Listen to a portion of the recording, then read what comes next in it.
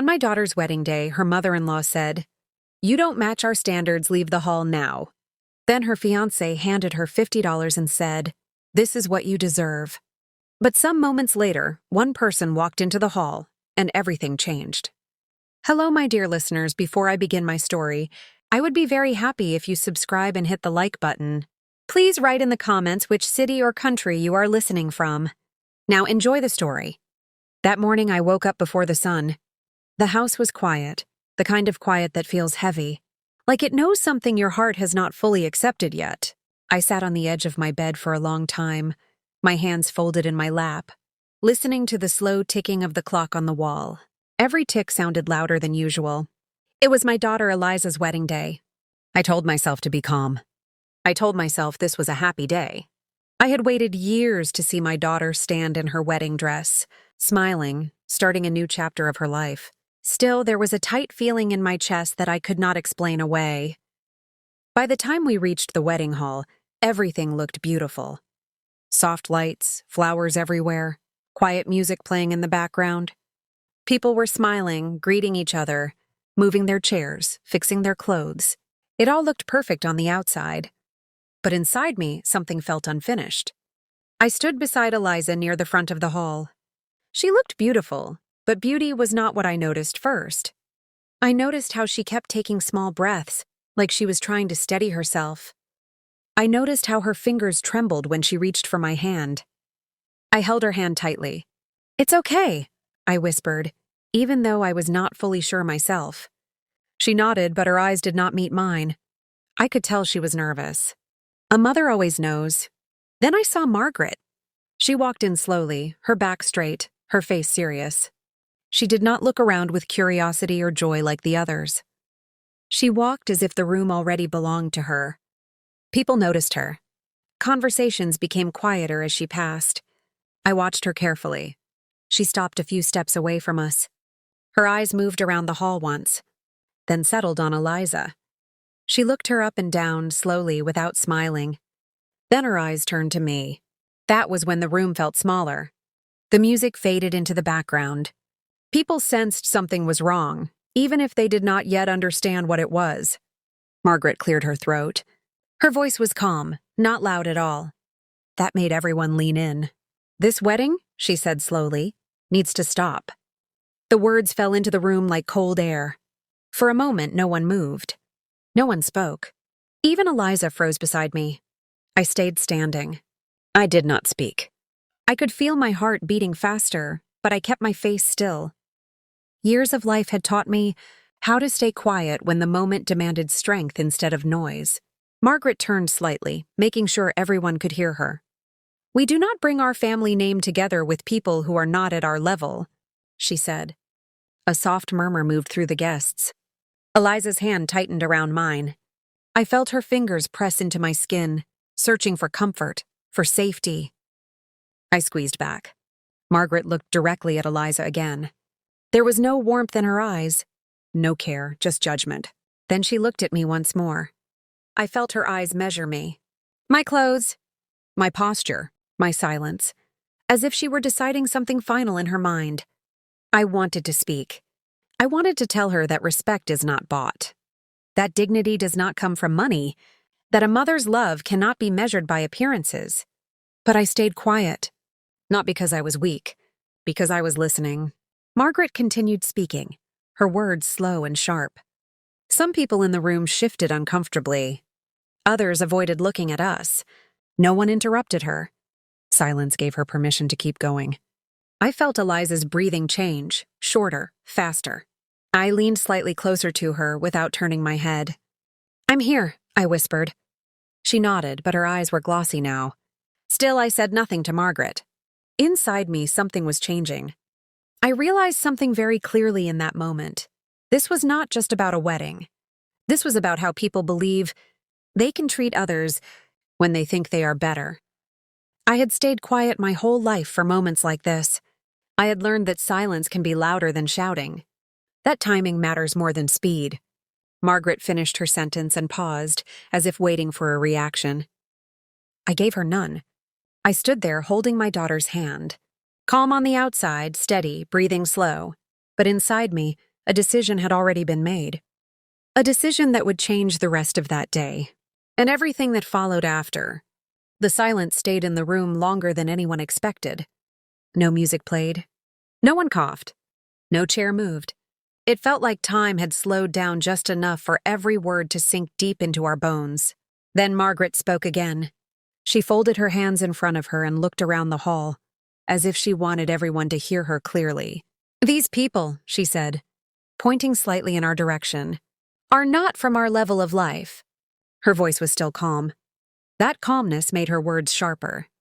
"We do not join our family with people who live below our standards," she continued. "We have worked too hard to protect our name." A few guests lowered their eyes. Some looked at me with pity. Others looked away, pretending they were suddenly very interested in the decorations on the wall. I felt Eliza's hand tighten again. Margaret turned her attention fully toward us now. "You should understand," she said, looking straight at me, "that we expect a certain lifestyle in our family." She paused. "From what I see," she added, "you do not have that." The words were slow, measured, and meant to wound. She looked at Eliza again, this time with no effort to hide her judgment. "You don't even look like someone who can take care of herself properly," Margaret said. "How could you ever keep up with our family?" My daughter's shoulders dropped slightly. I felt her breath shake. Still, I did not speak. Margaret was not finished. "I doubt you even have enough money for proper meals," she said. "And yet you expect to marry into a family like ours?" A quiet gasp came from somewhere in the room. I felt a deep ache rise in my chest, the kind that only a mother understands. The kind that comes when someone speaks to your child as if she has no value. Margaret lifted her chin. "This wedding should not go forward," she said firmly. "You should leave this hall now." Those words landed hard. Not just on us, but on the room itself. For a moment, I thought Eliza might cry. Her fingers trembled in my hand, and I felt her shift her weight slightly, like she was unsure where to stand anymore. I leaned closer to her. "Stand still," I whispered. "Breathe." She took a slow breath just like I told her. Margaret crossed her arms, clearly expecting us to react, to argue, to beg, to defend ourselves. But I stayed quiet. Not because I had nothing to say, because I was choosing my moment. I looked around the hall, at the people watching, at the faces filled with curiosity, discomfort, and judgment. I realized something important then. People believe silence means weakness. They believe if you do not speak right away, you have nothing worth saying. Margaret believed that too. She stepped slightly closer, her voice dropping but still clear. "You should be grateful we noticed this before the ceremony," she said. "It would have been embarrassing later." Embarrassing. I felt Eliza's grip loosen just a little, like she was slipping into herself. That was when I tightened my hold on her hand. I wanted her to feel me there, solid, unmoving. Margaret took a deep breath, as if she had made her final decision. "This family will not lower its standards," she said. "Please leave." The word please did not soften anything. It only made it colder. The room waited. Eyes were on us now. All of them. I could feel the weight of their attention pressing down, testing us. I straightened my back. I lifted my chin slightly. Still, I said nothing. Inside me, I was calm. Not empty, calm. Years of life had taught me that some people speak loudly because they are afraid of what silence might reveal. Margaret had said enough. More than enough. I felt Eliza shift closer to me, and I knew she was waiting for me to guide her. Not with words, but with presence. I stayed right where I was. Margaret frowned slightly, confused by my lack of response. She expected emotion. She expected tears. She expected pleading. She did not expect patience. And that patience was about to change everything. The room stayed silent for a few more seconds. Then someone moved. It was Daniel. Until that moment, he had been standing a little behind his mother, quiet, almost invisible. I had noticed that earlier. A grown man hiding in silence while his mother spoke for him. Now he cleared his throat. That small sound felt louder than it should have. All eyes slowly turned toward him. Eliza lifted her head just a little, as if a part of her still hoped he would say something kind, something strong. Something that would stop the pain already spreading through the room. Daniel looked uncomfortable. He did not look at Eliza right away. He looked at the floor first. Then he looked at his mother. Only after that did he finally look at my daughter. "I think we should be honest now," he said. His voice was not angry. It was flat, careful. That made my heart sink. Honest words should sound warm. His did not. He took a slow breath. "We do care about each other," Daniel said. "We do." Eliza's fingers tightened in mine again. I felt the small spark of hope rise in her hand. But it did not last. "Love alone is not enough," Daniel continued. Those words landed quietly but deeply. He lifted his shoulders slightly, as if he were explaining something simple, something obvious. "A marriage needs more than feelings," he said. "It needs stability, security." He paused, then added, "It needs money." The room felt colder. I watched Eliza's face carefully. Her lips parted slightly, but no words came out. She was still listening, still hoping. Daniel went on. "I want a wife who can match my future," he said. "Someone who fits into the life I'm trying to build." He finally looked directly at Eliza. "You're a good person," he said. "But you don't fit." That sentence hurt more than shouting ever could. I felt my chest tighten. Eliza's shoulders slumped just a little, like she was trying to make herself smaller, like she was already accepting blame for something that was never her fault. Daniel shifted his weight, clearly uncomfortable, but not enough to stop. "My mother is right," he said. "We have standards." Margaret nodded slightly beside him. "I don't want to struggle," Daniel continued. "I want comfort. I want ease." He glanced around the hall, at the guests, at the decorations. "I want a rich wife," he said plainly. The words hung in the air. No apology followed. No softness, just truth, spoken without care. I felt Eliza's hand shake. I leaned slightly closer to her, my voice low. "Breathe," I whispered. She took a shallow breath, then another. Daniel rubbed his hands together, as if trying to calm himself. "I didn't plan for things to come out like this," he said. "But it's better this way." "Better. For whom?" He looked at me briefly then, almost as if he expected me to argue. To defend, to explain. I met his eyes calmly. I said nothing. That seemed to confuse him. He looked away again, clearing his throat. "We can't go through with this," Daniel said. "It wouldn't be fair to either family." Fair.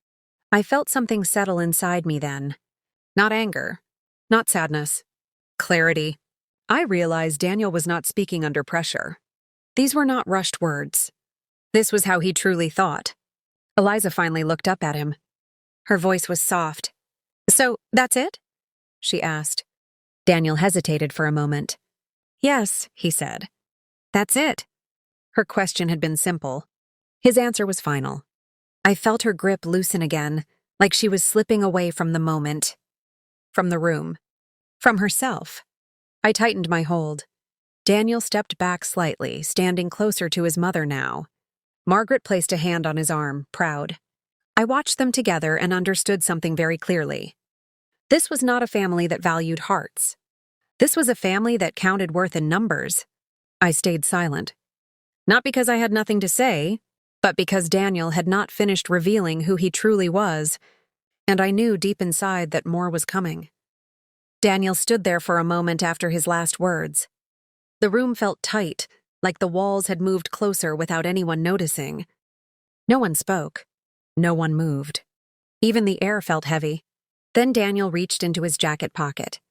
That small movement caught my attention.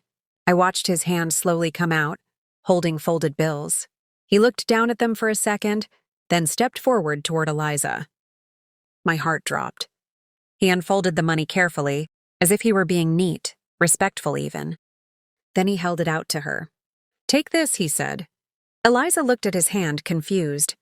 Her eyes moved from his face to the money and back again.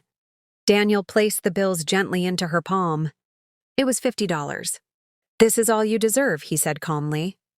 The words were quiet, but they cut deep. A soft sound moved through the room. Not a gasp. More like a breath being pulled in all at once. Eliza froze. She stared at the money in her hand as if she did not understand what she was seeing. Her fingers stayed open. She did not close them around the bills. Daniel continued, his voice steady.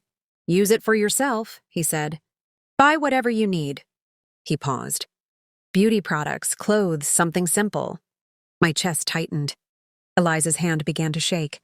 "Find someone like yourself," Daniel added. "Someone who understands your level." He looked at her for a long second.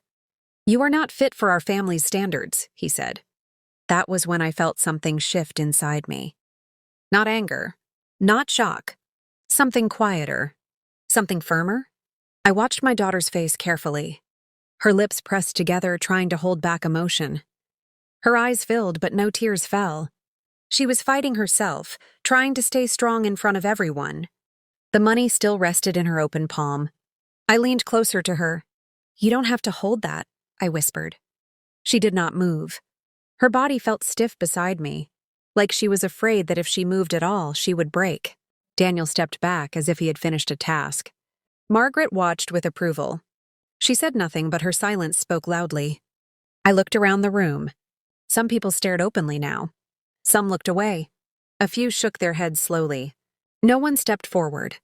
That was when I understood something very clearly. People are brave in their thoughts, but quiet in their actions. I felt Eliza's fingers finally close around the money, not because she accepted it, but because she was embarrassed. That hurt me more than anything else. I straightened my back. I took a slow breath. Still, I did not speak. Not yet. Daniel adjusted his jacket, looking relieved, like he had done the right thing. "This is better for everyone," he said. "Better." I looked at him calmly. I wondered how a person learns to measure another human being with paper bills. Eliza finally turned her face slightly toward me. Her voice was barely there. "Mom," she whispered. That single word told me everything. I placed my free hand gently over hers, the one holding the money. I closed her fingers around it slowly. "Keep breathing," I said softly. "Just stay with me." She nodded once. Daniel looked uncomfortable again, as if the moment was lasting longer than he wanted. "I think we've said enough," he said. Margaret lifted her chin. "Yes," she agreed. "This should end now." End. They thought this was the ending. I knew it was not. Inside me, a calm certainty settled in. I had waited long enough. I had listened carefully. I had seen clearly. Daniel had shown everyone exactly who he was. And now it was my turn. But not yet. Timing matters. I stayed where I was, holding my daughter's hand, feeling the steady beat of her pulse under my fingers. The room waited again, unaware that the balance had already shifted. The room was waiting. Not loudly. Not openly. It was the kind of waiting that presses on your chest. I could feel Eliza's heartbeat through her. Hand, fast, uneven. She was trying very hard not to fall. Apart in front of everyone. That effort alone told me how strong she really was. She kept looking at the floor. Not because she felt small, but because shame had been placed on her without permission. That is how shame works. It is handed to you by others, and they expect you to carry it quietly. I watched my daughter's shoulders curve inward just a little. It was a small movement, but it hurt more than all the words that had been spoken so far. That was the moment I understood something clearly. My silence had protected me before, but now my silence was hurting her. Eliza's fingers curled tightly around the $50. Not because she wanted it, because she did not know what else to do with her hands. I leaned closer to her. "You did nothing wrong," I whispered. Her eyes lifted slightly, but she did not look at me yet. "I know," she whispered back. That broke my heart. Knowing something and still feeling crushed by it are two very different things. Daniel stood nearby, arms at his sides, waiting. Margaret stood taller than before, confident, as if the room already belonged to her. They believed the moment was over. They believed my silence meant acceptance. They were wrong. I took a slow breath. I felt the weight of years settle into my bones. Years of choosing patience over pride. Years of listening instead of reacting. Years of understanding that power does not rush. I gently adjusted my grip on Eliza's hand. "Stand straight," I said softly. She inhaled, then slowly lifted her shoulders. Not fully, just enough. That small movement told me she was ready to follow my lead. I looked around the hall one more time. I saw faces filled with curiosity now. People sensed something was about to change. Silence does that. It sharpens attention. Margaret noticed it too.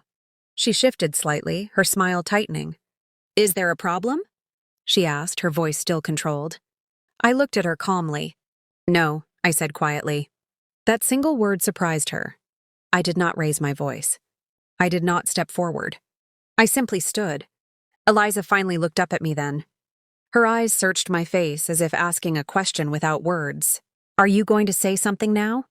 I met her gaze and gave her the smallest nod. "Yes, but not yet." I placed my hand gently over hers again and slowly opened her fingers. The money rested between us. I took it from her hand, carefully, like it was something fragile. Not because it mattered, but because it had been used to hurt. I folded the bills once, then held them calmly. No anger, no shaking. Daniel watched me closely now. "So, what happens now?" he asked. His voice was uncertain for the first time. I looked at him. I studied his face, the face of a man who believed he had already won. "Now," I said slowly, "you listen." The room leaned in. Margaret stiffened. I did not speak loudly. I did not need to. "I have stayed quiet," I continued, "not because I am weak." I paused. "But because I choose my moments carefully." Eliza squeezed my hand again. This time not in fear. In trust. I felt it clearly. Margaret opened her mouth as if to interrupt. I raised my hand slightly. Not in anger, in calm authority. She stopped. That alone told me everything I needed to know. The balance had shifted. I took one more breath. Everything I had held back until now was ready, and the room was finally prepared to hear it. The room was so quiet that I could hear my own breathing. Every eye was on me now. Not because I was loud, but because I was steady. I reached into my purse slowly. I did not rush. I did not fumble. I wanted every movement to be clear, calm, and intentional. Eliza watched me closely. I felt her lean just a little closer to my side, like she was grounding herself through me. I took out my phone. That simple action caused a ripple through the room. Margaret frowned slightly. Daniel shifted his weight. No one spoke. I unlocked my phone and scrolled for a moment, as if I had all the time in the world. In truth, I did. When you are calm, time listens to you. I found the number and pressed call. The phone rang once, then twice. Then someone answered. "Yes," I said gently. "It's me." I did not raise my voice. I did not explain myself. "I need you to come here," I continued. "Right now." There was a pause on the other end. "I'm at the wedding hall," I added. "Yes, that one." I listened for a moment, then nodded slightly, even though the person on the other end could not see me. "Thank you," I said. "Please come inside when you arrive." I ended the call and placed the phone back into my purse. That was all. I did not explain. I did not announce anything. The room waited. Margaret let out a small, tight laugh. "I don't see how making phone calls changes anything," she said. "This matter is already settled." I looked at her calmly. "No," I replied. "It isn't." Daniel glanced toward the entrance of the hall, then back at me. "Who did you call?" he asked. I smiled slightly. "Someone who knows me," I said. That answer seemed to bother him more than a clear one would have. Eliza's grip on my hand changed. It was firmer now, steadier. She was no longer shrinking. She was watching. Waiting. Minutes passed. They felt longer than they were. Whispers started at the back of the room. Guests leaned toward each other, curious now. The tension had shifted from judgment to anticipation. Margaret crossed her arms. "I don't think this is necessary," she said. I did not respond. Daniel looked uneasy. "What is this about?" he asked again. I met his eyes. "You'll see," I said softly. The doors at the back of the hall opened. A man stepped inside. He wore a neat suit and carried himself with purpose. He paused just inside the doorway, scanning the room until his eyes found me. Then he walked forward. With every step he took, the room grew quieter. Some people recognized him. Some did not. But his confidence was clear to everyone. He stopped a few feet away from us and nodded respectfully. "Good afternoon," he said. I nodded back. "Thank you for coming," I replied. Margaret looked between us, confusion slowly replacing confidence. Daniel's face changed color slightly. The man turned toward the room, then back to me, waiting. I looked at Eliza. She looked back at me. In her eyes, I saw something new. Not fear, trust. I took a slow breath. Everything was exactly where it needed to be. The timing was right. And the truth was no longer something I needed to protect. It was ready to stand on its own. The man cleared his throat softly. That small sound pulled everyone's attention toward him. He stood straight, calm, and respectful. He did not rush. He did not look nervous. He looked like someone used to speaking carefully and being listened to. "I'm sorry to interrupt," he said, his voice steady, "but I was asked to come." Margaret looked at him closely, her eyebrows pulling together. "And you are?" she asked. The man turned slightly toward her. "My name is Robert," he said. "I am the manager of a beauty products company here in the city." A few people exchanged quiet looks. Daniel's posture changed, just a little, but I noticed it. Robert continued. "I received a call a few minutes ago," he said, glancing at me with respect. "From the owner of the company." The room shifted. Margaret let out a small laugh. "Well," she said, "this has nothing to do with business." Robert remained calm. "With respect," he replied, "it has everything to do with business." That caught Daniel's attention fully now. He straightened up. "What are you talking about?" Daniel asked. Robert turned toward him. "You work for our company," he said simply. Daniel nodded slowly. "Yes," he said, "I do." Robert paused for a moment. "Then you should know," he continued, "that I would not be here unless it was important." The room grew very quiet. I felt Eliza's hand tighten again, but this time it was not fear. It was anticipation. Robert took a breath. "I am here to say something clearly," he said. "So there is no confusion?" He turned and faced the room. "The woman standing here," he said, gently gesturing toward me, "is the owner of our company." The words landed softly, but their meaning hit hard. For a second, no one reacted. Then the room seemed to breathe all at once. Margaret's smile disappeared. Daniel's face went pale. Eliza looked up at me sharply, her eyes wide. Robert was not finished. "She is not just the owner," he continued. "She is also the person who built the company from the ground up." Whispers spread through the room. Robert kept his voice calm.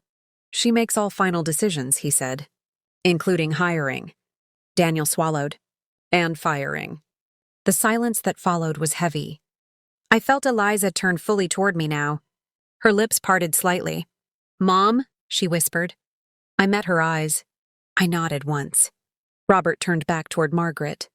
"You spoke about standards," he said politely. "And about money." Margaret tried to speak, but no sound came out. Robert continued. "The woman you just asked to leave," and he said, "is a millionaire." The word seemed to echo. Millionaire. Margaret's confidence collapsed in on itself. That can't be," she stammered. Robert looked at her calmly. "It is," he said.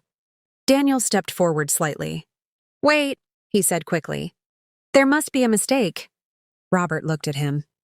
"There is no mistake," he replied. Daniel's voice shook. "She never said anything." Robert nodded. "She chose privacy," he said. "That was her right." All eyes turned to me now. I felt the room waiting. I finally spoke. "Yes," I said quietly. "I did." My voice did not shake. "I worked hard," I continued. I stayed quiet. I lived simply. I looked at Margaret. "Not to fool anyone," I said, "but to protect my peace. And my daughter." Eliza's eyes filled with tears. Not from pain. From release. Robert took a step back, his job done. "I believe that is all," he said respectfully. No one stopped him. The room was frozen. Margaret's face flushed. She forced a small smile. "Oh," she said weakly. "I didn't know. I was just joking." I looked at her. I said nothing.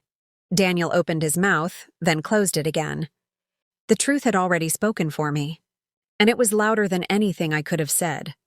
For a moment, no one knew what to do. The truth had settled into the room, heavy and undeniable. It did not shout. It did not argue. It simply was. Margaret was the first to move.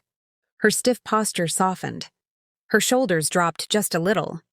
The sharp edge in her eyes faded, replaced by something uncertain. She let out a short laugh. "Oh," she said, waving one hand lightly.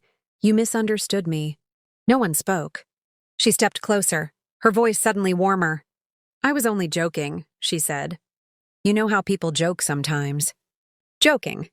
I watched her carefully. Moments earlier, her words had been firm and clear. Now they were light and slippery, like she was trying to step away from them without being noticed. "I didn't mean anything seriously," Margaret continued. "It was just stress. Wedding stress." She smiled at Eliza. "You understand, don't you, dear?" she asked. Eliza did not answer. Margaret's smile wavered. She turned to me next. "I hope you didn't take it to heart," she said. "We were just having a little fun." Fun. The room stayed quiet. I noticed how the guests were watching her now. Not with agreement. With curiosity. People were beginning to see the difference between confidence and character. Daniel shifted beside his mother. "Mom," he said softly, "maybe we should calm down." Margaret nodded quickly. "Yes, exactly," she said. "Everyone just needs to calm down." She looked around the room, trying to bring back control. "After all," she added, "what matters is family." Family. I felt Eliza's hand move in mine. She straightened her back a little more. She was listening, but she was no longer shrinking. Margaret stepped even closer to us. "I never meant to insult anyone," she said. "If anything sounded harsh, I apologize." Her apology felt rushed, light, empty. I looked at her calmly. I did not respond. That silence unsettled her more than anger would have. Daniel cleared his throat. "I think we can fix this," he said. "Now that everything is clear." Clear. He looked at Eliza, forcing a small smile. "We can start fresh," he said. "Forget what happened." Forget. As if words could be erased. As if respect could be turned on and off. Eliza looked at him for a long moment. I felt her breathing slow. She was thinking. Margaret nodded eagerly. "Yes," she said. "Let's forget all this and move forward." I finally spoke. "No," I said softly. The word was simple. It was enough. Margaret blinked. "I'm sorry?" she asked. I said no, I repeated, still calm. Daniel frowned slightly. "But why?" he asked. "Everything is fine now." I looked at him. "No," I said again. "It isn't." I turned slightly toward the room. "Some things," I continued, "do not disappear just because the truth becomes uncomfortable." Margaret's face tightened. "I already apologized," she said. "What more do you want?" I met her eyes. "Respect," I replied. The word landed firmly. Margaret opened her mouth, then closed it. She had no answer. I felt Eliza squeeze my hand again. This time it was strong, certain. Margaret tried once more. "We didn't know who you were," she said. "If we had known—" I raised my hand gently. "That," I said, "is exactly the point." The room leaned in. "You should not need to know someone's status," I continued. "To treat them with dignity." No one argued. Daniel looked down at the floor. Margaret's shoulders slumped. The power she thought she had was gone. She whispered almost to herself, "I didn't mean it." I nodded once. "But you said it," I replied. Silence filled the room again. This time it felt different. Not tense. Clear. Margaret stepped back slowly. Daniel followed. They had nothing left to say. I looked at Eliza. She looked at me. We both understood. This moment was no longer about wealth. It was about choice. And that choice was already made. The room did not feel the same anymore. It was not loud. It was not angry. It was changed. The truth had settled, and with it came a different kind of silence. Not the sharp silence of judgment, but the quiet that follows understanding. I could see it on people's faces. Some guests who had avoided looking at us before were now watching closely. Not with pity. With respect, others stood straighter in their seats. as if they suddenly realized they had been part of something important. Margaret noticed it too. Her confident posture faded. The sharp lines around her mouth softened. She was no longer standing tall. She was standing carefully. She looked around the room, as if hoping someone would support her. No one did. For the first time since she had spoken, she looked unsure. She adjusted her dress and took a small step back. Her voice, when she spoke again, was lower. "I think," she said slowly, "we may have misunderstood each other." No one answered. She looked at me again, but this time her eyes did not hold judgment. They held fear. The fear of losing control. Daniel stood beside her, quiet now. His earlier confidence had drained away. He did not look like a man making decisions. He looked like someone waiting to be told what would happen next. Margaret swallowed. "I didn't expect things to go this way," she said. I nodded once. "Neither did we," I replied. My voice was calm. Not sharp, not kind, just honest. Margaret tried to smile again, but it did not reach her eyes. "We can still talk this through," she said. "No need for hard feelings." Hard feelings. I looked at Eliza. She was standing straighter now. Her shoulders were back. Her face was calm but serious. The girl who had stood quietly at the start of the day was not the same one standing here now. Eliza did not speak. She did not need to. Margaret took another step back. Her hands folded together, not in confidence but in worry. "I think everyone needs a moment," she said softly. No one moved. The room was no longer listening to her. It was watching us. I felt that shift clearly. For years, I had walked through rooms unnoticed. People had seen only what they wanted to see. A quiet woman. A simple life. Now, without raising my voice, without changing my posture, the room had turned. Not because of money. Because of clarity. Margaret looked down for a moment. When she looked back up, her voice was different. "I did not mean to hurt anyone," she said. This time she sounded tired. I believed that she believed herself. But belief does not undo harm. I nodded again, slowly. "I understand," I said. She looked relieved, as if she thought that was enough. It was not. The room stayed quiet. Margaret waited. Daniel waited. Everyone waited. I felt Eliza shift slightly closer to me. She was not leaning for support anymore. She was standing beside me. I turned to her briefly. She met my eyes. In that look, I saw something I had not seen earlier that day. "Peace." Margaret cleared her throat. "So," she said carefully, "what happens now?" The question hung in the air. I looked around the room once more. At the flowers. The chairs. The people who had come expecting a celebration.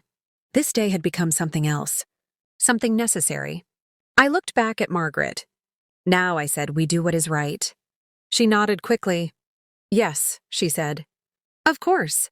But her voice trembled slightly. She knew. Doing what is right does not always mean getting what you want. Daniel glanced at Eliza, then at me. His mouth opened, but no words came out. He closed it again. The room felt steady now. Not tense. Resolved. I took a slow breath. The decision had already been made in my heart. All that remained was to speak it. But I would do that next. Not in haste. Not in anger. But with certainty. Margaret stood very still. She had asked what would happen next. But now that the moment had arrived, she looked unsure she truly wanted the answer. I did not rush. I had learned long ago that rushing gives power to fear. Calm takes it away. Margaret tried once more to soften the air. She smiled again, small and careful. "I think this all went too far," she said lightly. "We were just joking earlier. You know how people joke at weddings." "Joking." She laughed softly, hoping the sound would make things lighter. No one laughed with her. "I didn't mean anything seriously," she continued. "It was just words. Nothing more. Words." I looked at her quietly. I did not nod. I did not shake my head. I did not respond at all. That silence made her uncomfortable. She shifted her weight from one foot to the other. "I'm sure you understand," she said, her voice rising just a little. It was not meant to hurt anyone. I still said nothing. Eliza stood beside me, steady now. She was no longer holding her breath. She was watching, listening, learning. Margaret glanced at Daniel, hoping he would help her. Daniel cleared his throat. Yes, he said quickly. Mom didn't mean it. Let's not make this bigger than it is. I turned my head slightly toward him. I did not speak. I simply looked. That look was enough. Daniel stopped talking. Margaret tried again. We can move past this, she said. Let's just continue the day. Continue. As if nothing had happened. As if dignity could be folded away like a tablecloth. I felt something very clear in that moment. Some apologies are not meant to heal. They are meant to escape. I looked at Margaret calmly. Then I looked away. That was my answer. She froze. I'm speaking to you, she said, her voice tighter now. I remained silent. Not in anger, in choice. The room felt the shift immediately. People noticed that I was no longer engaging. No arguing. No explaining. No convincing. I had already heard enough. Margaret swallowed. I said I was joking, she repeated more sharply now. Still, I did not reply. Eliza took a small step closer to me. Not behind me. Beside me. That mattered. Margaret's face flushed. Are you going to ignore me? She asked. I turned back toward her slowly. Yes, I said quietly. The word was simple. It landed heavy. Margaret blinked, shocked. I apologized, she said. What more do you want? I held her gaze. I do not want anything, I replied. That confused her more than anger would have. Daniel looked between us. So what does this mean? He asked. I looked at him calmly. It means, I said, that some things cannot be undone with excuses. The room was silent again. Margaret opened her mouth, then closed it. She had run out of words. I felt a deep sense of calm settle inside me. This was not revenge. This was clarity. Ignoring someone is not weakness when you have already seen the truth. I turned my attention fully to Eliza. She looked at me, her eyes clear. I smiled at her gently. She smiled back. Not a nervous smile. A peaceful one. Margaret noticed. That smile unsettled her more than anything else.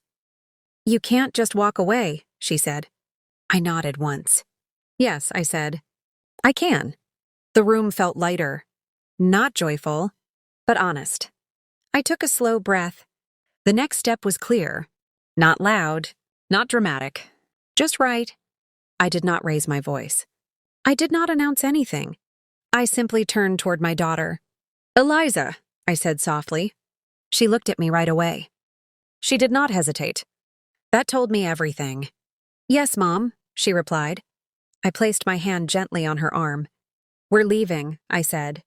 The words were quiet, but they carried weight. The room reacted before anyone spoke. Chairs shifted. A few people sat up straighter. Others looked toward the door, as if trying to imagine what would happen next. Daniel stepped forward quickly. Wait, he said. You can't just leave like this. I looked at him calmly. We can, I replied. Margaret's face tightened. This is unreasonable, she said. The wedding is already set. I nodded once. Yes, I said. And now it is canceled. The word settled into the room. Canceled. Not argued. Not debated. Canceled. Margaret shook her head slightly. You're making a mistake, she said. I did not answer her. I turned back to Eliza. She took a slow breath and stood a little taller. I could see the strength returning to her body piece by piece. I squeezed her arm gently. Let's go, I said again. Eliza nodded. She did not look back at Daniel. That mattered more than anything. We took our first step together. The sound of our shoes on the floor echoed louder than I expected. Not because it was noisy, but because the room was holding its breath. Someone in the crowd stood up. Another followed. No one tried to stop us. Margaret spoke again, her voice sharper now. You can't just walk away from this, she said. People will talk. I stopped walking for a moment and turned back. Yes, I said calmly. They will. She looked surprised. I'm not afraid of that, I continued. I'm afraid of teaching my daughter to accept less than respect. The room stayed silent. Eliza's hand found mine. This time she held it firmly. We walked toward the aisle together. As we passed the guests, I noticed something important. No one looked at Eliza with pity anymore. They looked at her with admiration. That mattered. Daniel's voice came from behind us. "Eliza," he said. "Please." She did not stop. She did not turn around. She kept walking. That silence was her answer. We reached the front doors of the hall. The light from outside poured in, soft and warm. It felt different from the air inside. I paused just before stepping out. Not to look back, but to breathe. Eliza stood beside me, calm now. No shaking, no tears. "You okay?" I asked softly. She nodded. "I am," she said. "I really am." That was enough. We stepped outside together. The doors closed behind us. The noise from the hall faded away. For the first time that day, the air felt light. We stood there for a moment, just breathing. No rush, no fear, just space. I looked at my daughter. Her face was peaceful, not broken, not defeated. Free. I realized then that this moment was not an ending. It was a beginning. We walked toward the car slowly. Each step felt steady. Each step felt right. Behind us, a chapter had closed. Ahead of us, something better waited. And neither of us needed to say it out loud to know that. The days after we left the hall were quiet. Not empty. Peaceful. Eliza stayed close to me for a while.